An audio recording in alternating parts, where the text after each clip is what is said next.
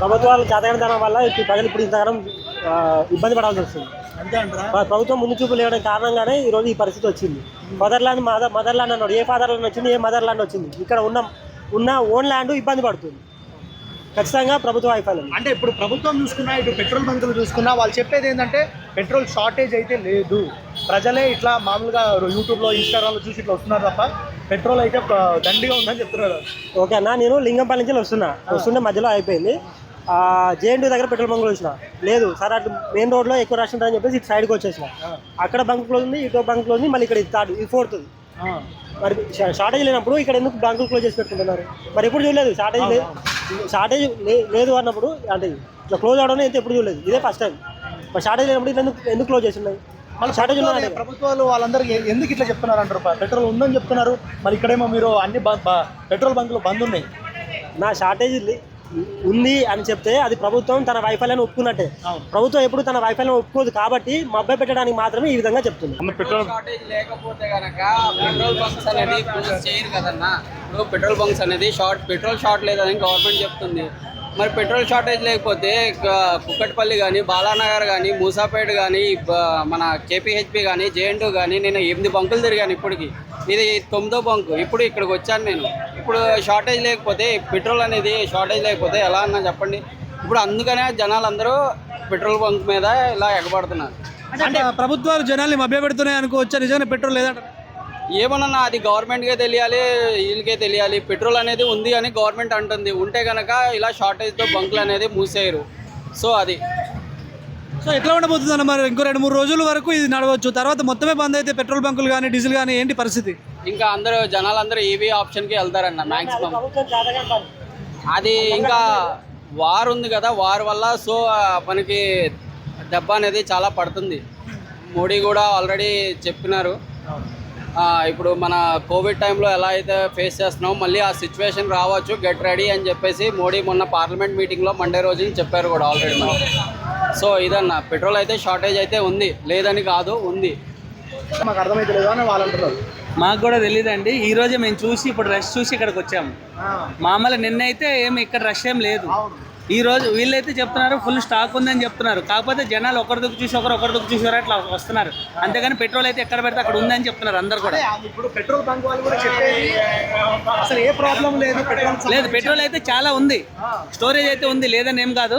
కాకపోతే ఇట్లా జనాలు ఒకరిదొక చూసి ఒకరిదొక చూసి అట్లా ఎక్కువ మంది వస్తున్నారు. బయట ఇప్పుడు నరేంద్ర మోడీ గారు చెప్పినట్టు కొన్ని మరీ లాక్డౌన్ సిచ్యువేషన్ వచ్చే ఛాన్సులు ఉన్నాయి, అందరూ జాగ్రత్తగా ఉండాలని చెప్పేసరికి సో ఈ సిచ్యువేషన్ చాలా మంది అరే ఏమైనా నిజంగా అవుతుందా అనే ఒక భయం. కానీ లేదండి, లేదు, అట్లాంటి భయపడే అవసరం ఏం లేదు. మనకి మోదీ గారు ఉన్నంత వరకు మనం ఏ మాత్రం డౌట్ పడే అవసరం లేదు. మనకి ఏ టెన్షన్ వచ్చినా కూడా మోదీ గారు ఉన్నారు మనం, అందుకని మనం ఏ టెన్షన్ కూడా పడే అవసరం లేదు. మనకి ప్రధానమంత్రి మోదీ గారు ఉన్నంత వరకు మనం ఏ రకంగా కూడా భయపడే అవసరం లేదు. మనకి ఎల్పిజి ప్రాబ్లం వచ్చింది, క్లియర్ చేశారు. పెట్రోల్ కూడా అలాగే క్లియర్ చేస్తారు, కాకపోతే కొద్దిగా టైం పడుతుంది అంతే. అంటే ఇప్పుడు అక్కడ 2 దేశాలు కొట్టుకుంటే అదేదో మన మీద పడ్డట్టు అది ఉంటుంది కదా సార్. ఎందుకంటే ఇప్పుడు 2 దేశాలు కొట్టుకున్నప్పుడు ఆ దేశాల నుంచి మనకి ఏదైతే ఇంపోర్ట్ అవుతుందో దాని ఎఫెక్ట్ ఉంటుంది కదా, అది మనం కూడా అర్థం చేసుకోవాలి. సో ఇప్పుడు పెట్రోల్ కానీ ఇట్లా నిజంగానే ఒక 2-3 రోజులు లేకపోతే వారం రోజులు ఉంటే అన్ని రేట్లు పెరుగుతాయి, ఎట్లా ఉండబోతుంది సార్?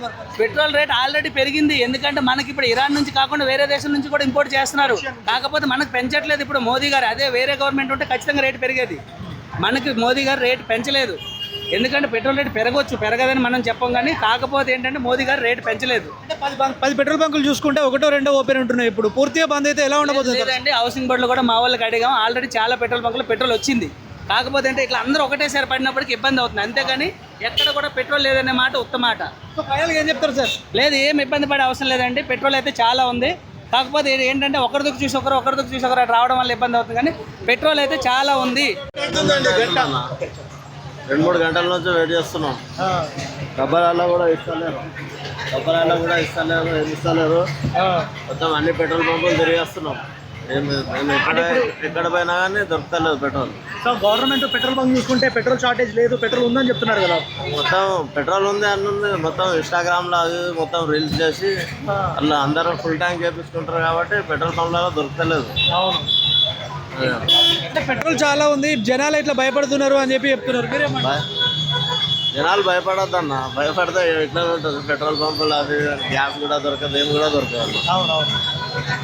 సో అంటే అక్కడ వార్ సిచ్యువేషన్ జరిగితే ఇక్కడ మనకు ప్రాబ్లం అవుతుంది అనేసి వీళ్ళు అనేసి ఇట్లా చేస్తున్నారు. సో దానికి ఏమంటారు?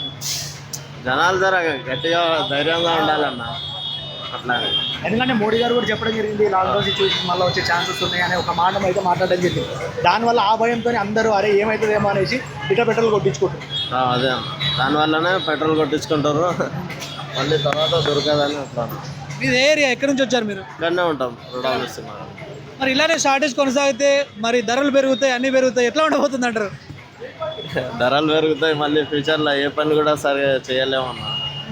మళ్ళీ డ్యూటీకి వెళ్ళాలన్నా కానీ దీనికి కూడా మనం మళ్ళీ ఆటో ఛార్జీలకు దీనికి చాలా ప్రాబ్లమ్స్ వచ్చాయి. ఇష్యూ ఏదైనా సామాన్యుడే బాధపడాలంటారా?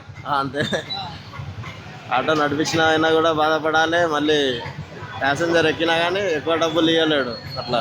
ఎప్పటి నుంచి మీరు లైన్లో ఉన్నారు? గంటన్నర నుంచి అండి. అంటే ఎట్లుంది ఇక్కడ పెట్రోల్ బంక్లో సిచ్యువేషన్ మీకు? పెట్రోల్కి అసలు బాధ ఏం లేదండి, అంత భయపడి జనాలు వస్తున్నారు.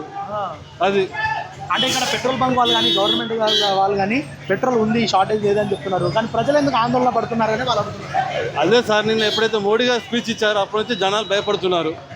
పెట్రోల్ పోయించుకుందామని, సరుకులు తెచ్చుకుందామని, గ్యాస్ తెచ్చుకుందామని అన్నిటికీ ముందుకెళ్ళిపోతున్నారు. మోడీ గారు చెప్పినప్పటి నుంచి ఇది జరుగుతున్నది. అది మరి షార్టేజ్ లేకుండా పెట్రోల్ బంకులు ఎందుకు మూతపడ్డాయి అంటారు?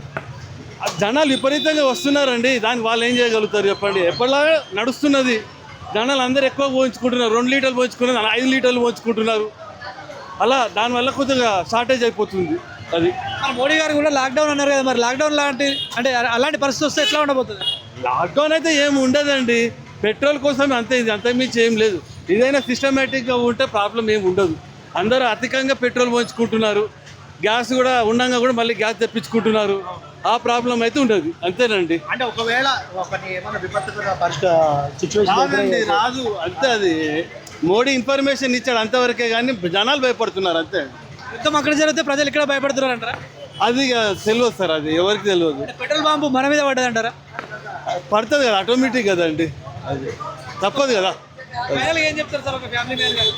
ఫ్యామిలీ మ్యాన్గా ఏం గ్యాస్ ఇష్యూ, ఇప్పుడు పెట్రోల్ ఇష్యూ, ప్రాబ్లం లేదు సార్, మనం జాగ్రత్తగా ఉండాలి, అంతకుమించి ఇంకేం లేదు.